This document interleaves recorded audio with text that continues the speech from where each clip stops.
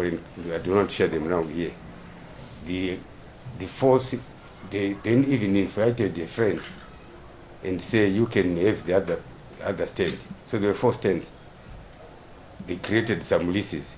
But as you are aware, in terms of the Urban Councils Act, you don't just acquire council land without seeking audience with the neighborhood.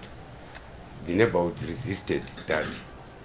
And we are told, we don't have facts now, we are told that the negotiations were done between one of the neighbors who was very vocal, the neighborhood, and then the council then was allowed to do the development.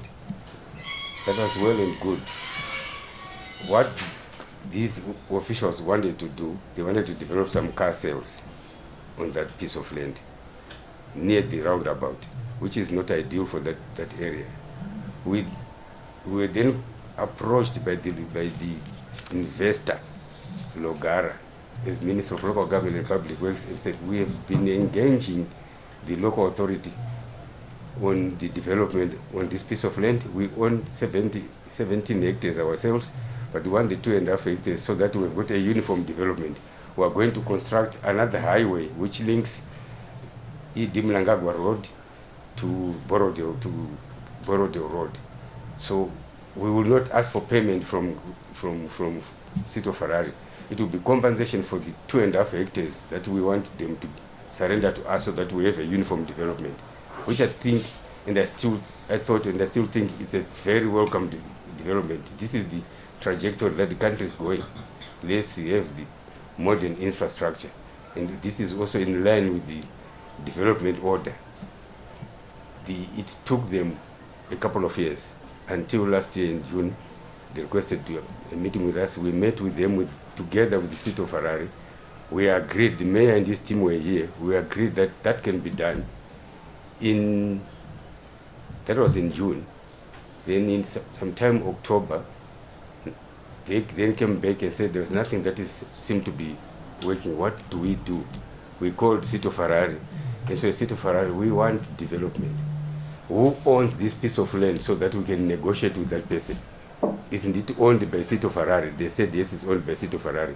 I said, then the mayor and your team, let's sit down and negotiate and have a swap arrangement. You are not handing over this land to Logara for free. No.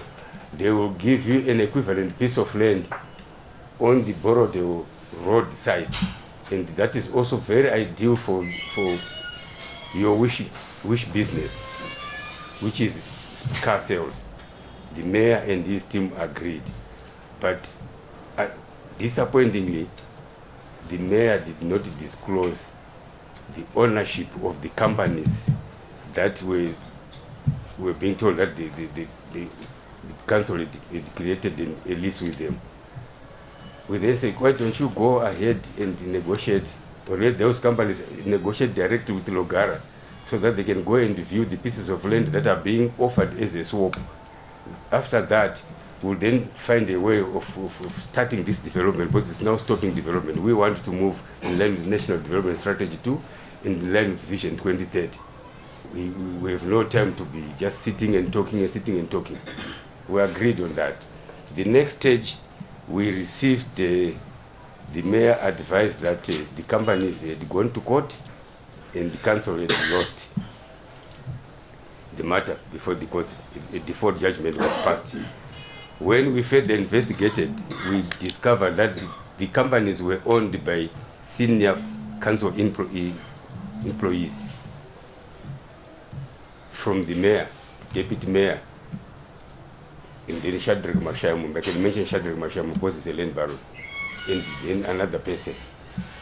So the mayor sat here with his team and reported counsel to the courts and did not disclose to the acting chamber secretary to go and defend the position of council. And the default judgment was granted. Basically, the mayor was suing himself.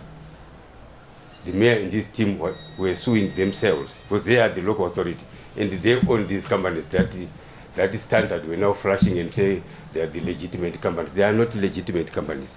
When we discovered that and we called the mayor and his team here, I said, I reserve the right as the Minister of Local Government and Public Works to call upon Section 313 and 314 of the Urban Councils Act, which says Minister may reverse, suspend, rescind resolutions or decisions of councils where the Minister is of the view that any resolution or decision or any action of a council is not in the interest of the inhabitants of the council and area concerned, or is not in the national or public interest.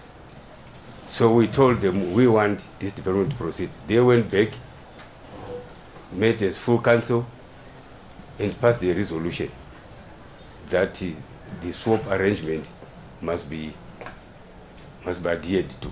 And this is where we were until one of them, I think they were not understanding, I don't know what was happening within themselves. One of them went and reported the matter to ZACC.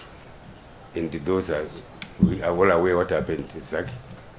But for some reason, one of your publications, Standard or the Newsday, decided to publish falsehoods that the minister is at the center of land baronship in the country, that the minister is the biggest land baron in the country. I have no business in being a land baron. That's not my mandate. And I am at the center actually of fighting land barons. And these 4 companies minus 1, which is are land barons. They did not pay a dime to council. Nothing was paid to council.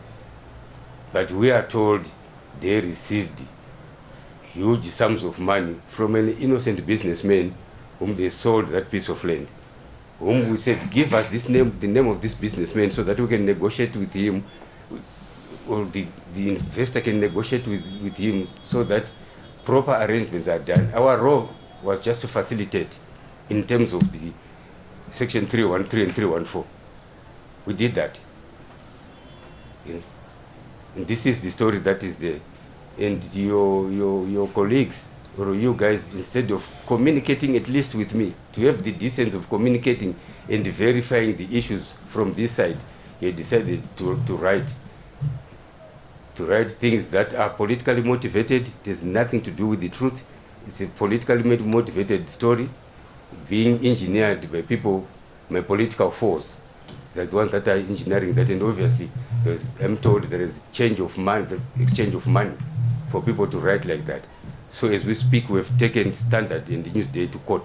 We've sued them. First, they should have communicated with the ministry.